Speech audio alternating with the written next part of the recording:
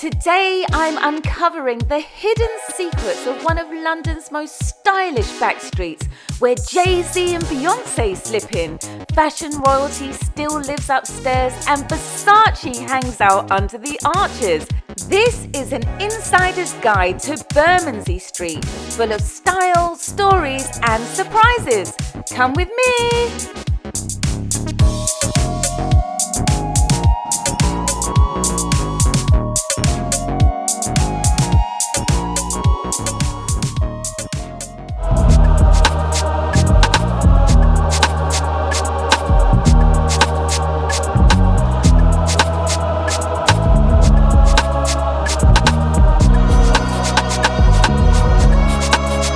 We are off now to go and get, guess what, a coffee.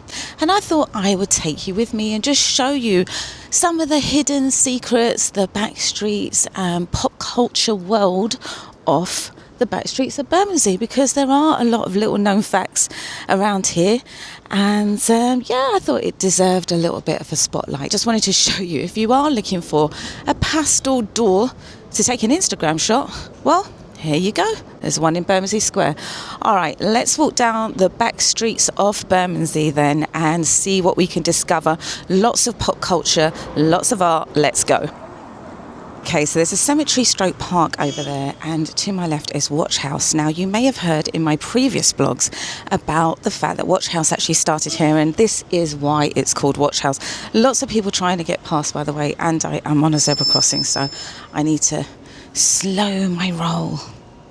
Okay, it's safe to cross, let's cross. Okay, so yeah, Watch House was started here because it actually used to be the watch house that overlooks Mary Magdalene's grave. Yes, they used to have guards here overlooking it. So this is the reason why it's called Watch House, and now it's like the place. Everyone talks about it, everyone's all into it, and it's gone from being an independent coffee store to a full-on vibe here in London.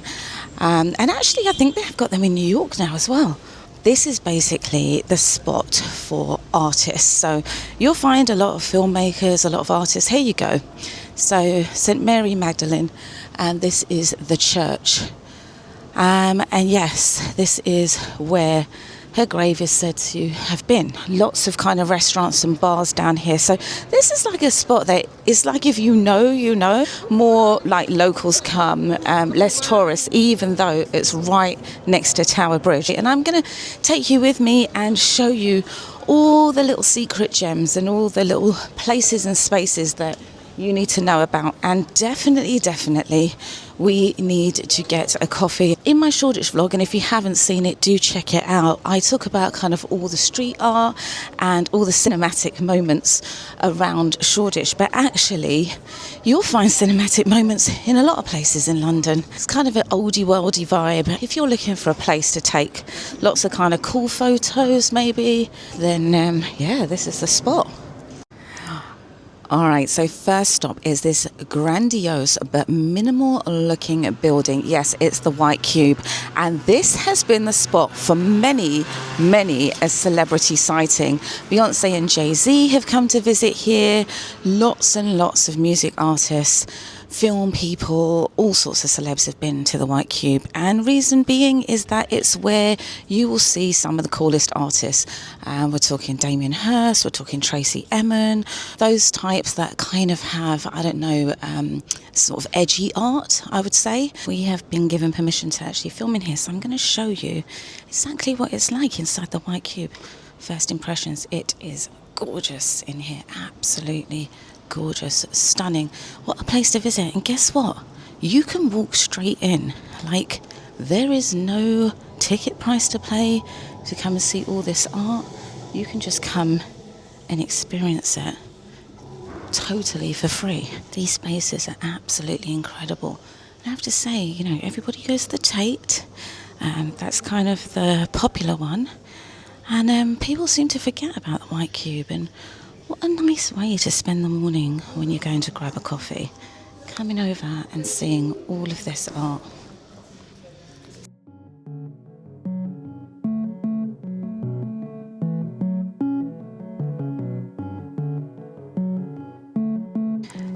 guys, I have to say, something about being in here is almost ethereal.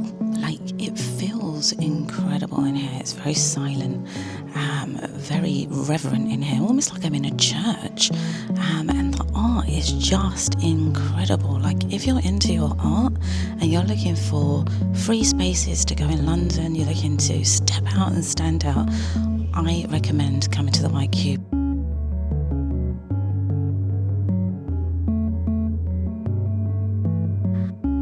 Wow, guys, wow. Just the scale of the paintings alone in here is absolutely incredible. Absolutely. And the textures, and some of it makes me feel quite uncomfortable, which I guess is a good thing about the art. I can understand why lots of celebrities come and visit this place, because it is very private. Like, if you want to feel like you're in an exclusive, luxury, private viewing art gallery, then you come to White Cube. So guys, I was filming there. It was quite funny because he was like, you can't film this particular painting, and I was like, why? There was like all this security around it, so of course I was fascinated. I was like, what is this painting? And it happened to be a David Hockney, and they were guarding that painting so hard. And it made me chuckle a bit, because I don't know if you've seen the documentary on when they stole Dorothy's red shoes from the Wizard of Oz, and it got stolen from the museum, so understandably they are guarding that David Hockney with their life. And I had a little look at it to see, you know, what David Hockney's all about, and yeah, I'll say the colours were pretty spectacular. It was quite a nice piece. Anyway, let's get on with this journey, shall we?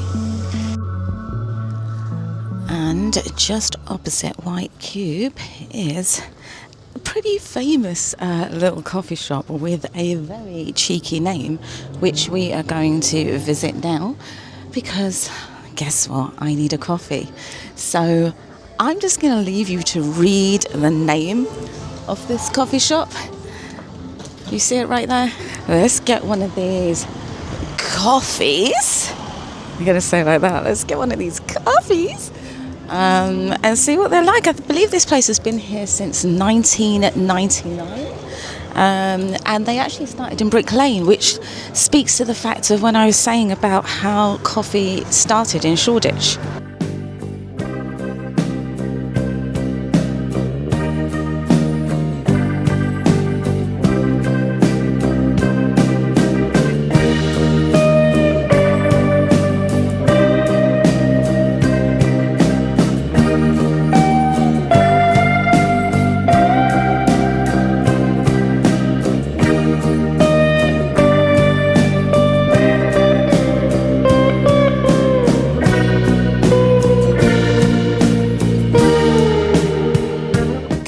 The most embarrassing thing just happened to me in there. I literally put the coffee cup lid on the coffee because I was doing it one-handed because I was filming. It didn't fit on the coffee properly, so I went to drink the coffee. The coffee went everywhere, and I was like cleaning it up. It was like all over the floor and everything. Really embarrassing. One thing I will say about being around here, it's not that friendly, I have to say. Like, you kind of have to sit communally in that coffee shop, and yeah, the girl was just sitting next to me, very sour faced. Like, I looked at her, smiled, she did not smile back, and that is London for you. Anyway, let's move down this road and see what else we can discover. But do I recommend that coffee shop? The coffee, as you know, guys, now that I'm doing these vlogs, every time I go and pick up a coffee, I'm now talking about the coffee that I've had and looking for the best coffee in London. I wouldn't say that that one was one of the best. The atmosphere was quite interesting, as you saw, very vintagey, had that kind of cool edge, but the coffee, I believe, is Arabica beans. I think you could probably get better coffee. And I'm always showing you this, but I cannot believe how much Watch House is just getting like bigger and bigger, and they've bought this warehouse and they're making it into like a big kind of office. I think it might be a head office. Oh, and I wanted to also show you in here, this is like a garden with the most interesting structures about it. It was made by this artist called Emery, and what's really interesting is over 100 people contributed to this sculpture. Can you believe it? Children and adults. And these stones are from Westminster Abbey and underneath London Bridge. Really interesting. So this was a commissioned artwork, and I think it came out pretty cool, don't you? Well, we are coming out of summer into autumn, as you can probably see by the ground, but the sun is still semi-shining, and what's quite interesting is over here you've got some tennis courts. Another great thing about London is there are a lot of places where you can play tennis. Everywhere you look around here, there's a coffee shop. There's a Vietnamese cafe here. With food and Vietnamese egg coffee. One thing I do love about London is every culture, every possible type of food you can think of, you will find it in London. And I have been to cities all over the world, and I can say with some authority that London has got the most diverse cuisine. As we're going down, there's lots of pretty little kind of cafes and bars with outdoor seating. At night, this place really lights up as well, so I definitely recommend it. But I'm very excited now because we are coming up to somewhere which is a fashion lover's dream. So as you're walking down, you'll find this pop of pink. This is a fashion and textile museum, and what is fascinating about it is Zandra Rhodes herself lives here. Now, if you don't know who that is, she's the designer with the pink hair who did stuff for Princess Diana, Diana Ross. She also collaborates with IKEA, Happy Socks, all the kind of big brands, and she lives here. She bought this warehouse years ago when it was still a warehouse and kind of revamped it, made it into this museum for kind of to help people who want to get into design and fashion and art. And she resides right here on Bermondsey Street. So there you go, little known fact. You can see the Shard up there as well, looming in the distance. Sometimes you've really got to wonder, how much coffee do Londoners need? I mean, I think I walk maybe 3 or 4 meters and there's another coffee shop. It's hilarious. So I'm going to have to try every coffee shop along this street and tell you guys which one's the best. That might make a good vlog, actually.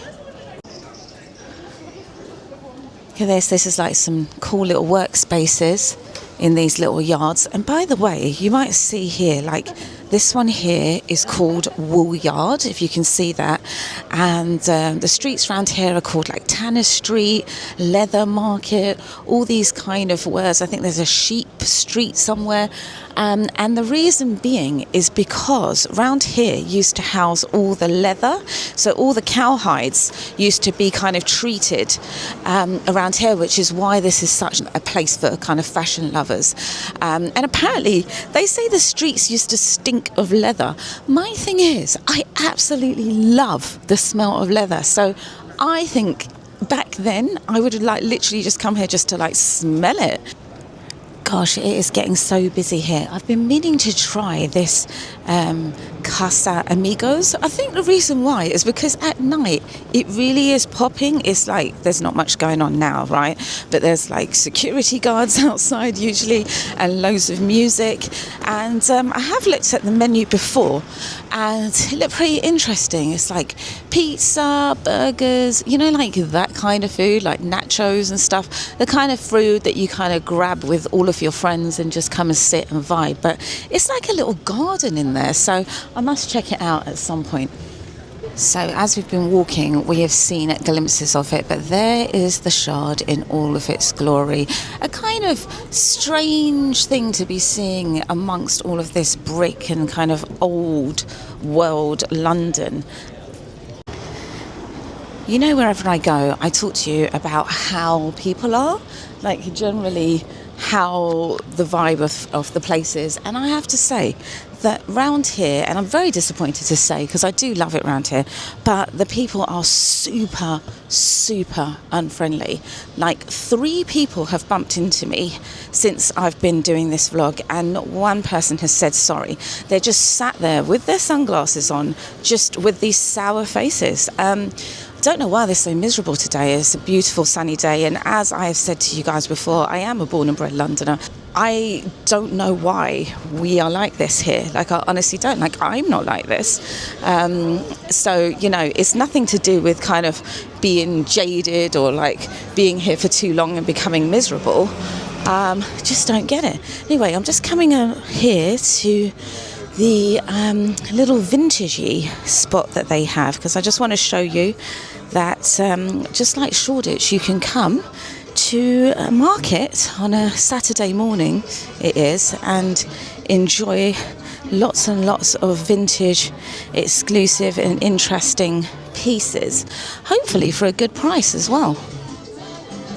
So again, we've got some kimonos here which are quite nice, and kind of cool like dresses and jackets. They're around about 50 quid, just for reference.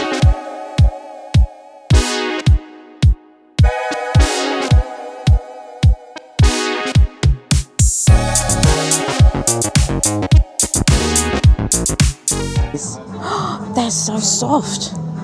Oh no, I feel like I want to get one of these. Look at the pink poodle.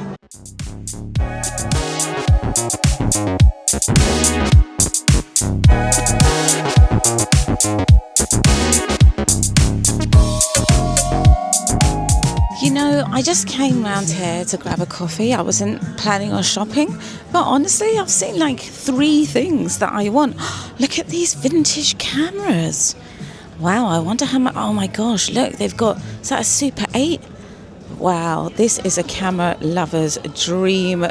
So we are now coming up to the famous London Bridge station. So if you ever do want to come down Bermondsey Street, all you've got to do is get on the train over to London Bridge and then head straight down this road. Actually, I'm not going to go over to London Bridge. Down there, by the way, is Borough Market, and I've got a whole vlog on that, so do check it out. I'm going to go under the arches because I'm always talking to you guys about how cinematic London is, and you need to check this out. So most people are dressed like in shorts and t-shirts around here, right? But then there's a few people clutching these Bottega bags and heading around here, because I do believe that under these arches they are showing the Versace exhibition, basically all of Gianni Versace's original pieces. But yes, I just wanted to show you this kind of dark, damp space that we have here in London. It really does feel like you're in old London. I went to a party through here once. Yes, under these arches are these really kind of cool stonework rooms, and they used to have the best parties under here. I don't know if they're still doing them. I have seen queues a couple of times of people coming under here, so they probably do. And here it is, the Gianni Versace exhibition. I haven't been able to come over here. Maybe I will come and visit it before it leaves, but this is where it is, under the arches here. And this will explain why it is so busy with so many cool, fashionable people. And right here, they always have like a different mural. So a couple of months back, they had a Marilyn Monroe one. I'll try and put that up on the screen now. And now they've changed it to this, which I'm assuming are some Versace prints. I'm not quite sure. And here is like the big poster of Versace. Probably quite a cool place to take an Instagram shot. And down here leads you back over to London Bridge, but I'm going to just take you down a little side street because I want to show you a little bit more cinematic magic. By the way, guys, I just asked them how long that exhibition is on for, and they said until March 2026. So if you are watching this before then you have a chance at going to see it. So I just wanted to show you what the backstreets look like, because it's just such a nice kind of cool place to come and walk around. And the whole thing is they actually do have benches here as well, so I do come and sit here and kind of just take in the vibes.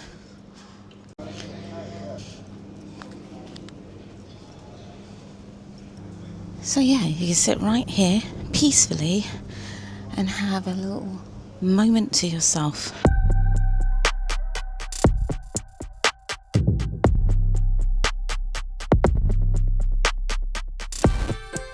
And guys, by the way, under these arches is where loads and loads of indie bands used to do their rehearsals. And I suspect that lots of music artists still come here to record music videos and all that jazz. So yeah, this is a musical hub for sure. You can really get lost in these streets. You can get lost, and then everywhere you look, there's something to look at. Like there's just this mural here, just here at the railway bridges, and just look at it. It's really stunning. It's just such a nice kind of spot to come and do some photography and film, and you can see why this is the choice of many, many filmmakers. Just like a totally derelict building down this road. Look at it.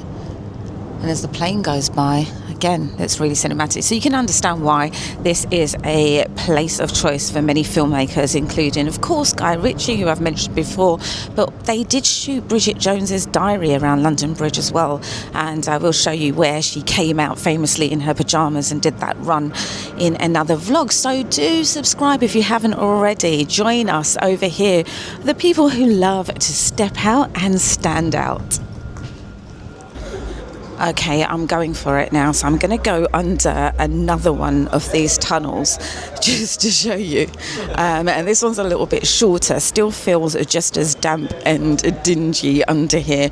But, you know, very cool. It's like a cool spot to come and walk. And by the way, you can actually drive down here. I drive through these tunnels all the time. It's like you're on a movie set, I'm telling you. It doesn't smell great under here. I have to say, it doesn't smell great. I feel like people are using this place for other means than walking. And I know some of you have been horrified at just how dirty London is.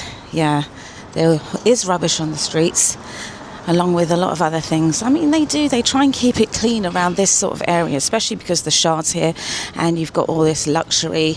But yes, it isn't that clean in London. I think you used to get it also at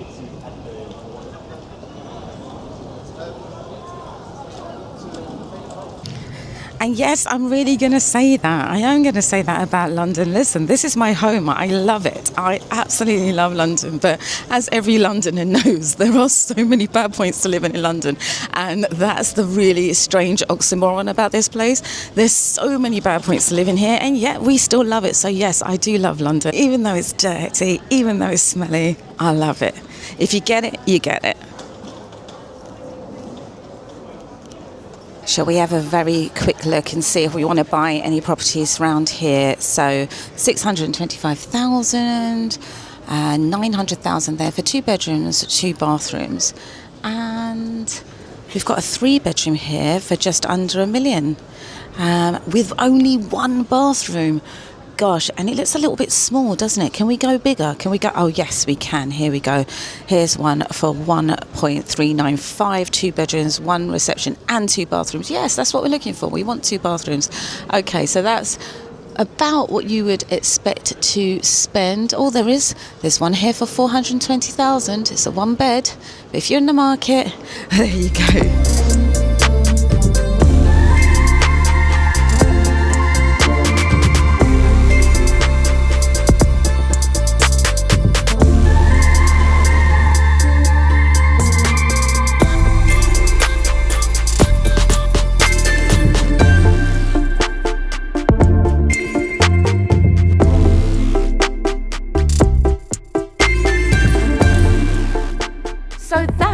Bermondsey Street, fashion and pop culture's love child.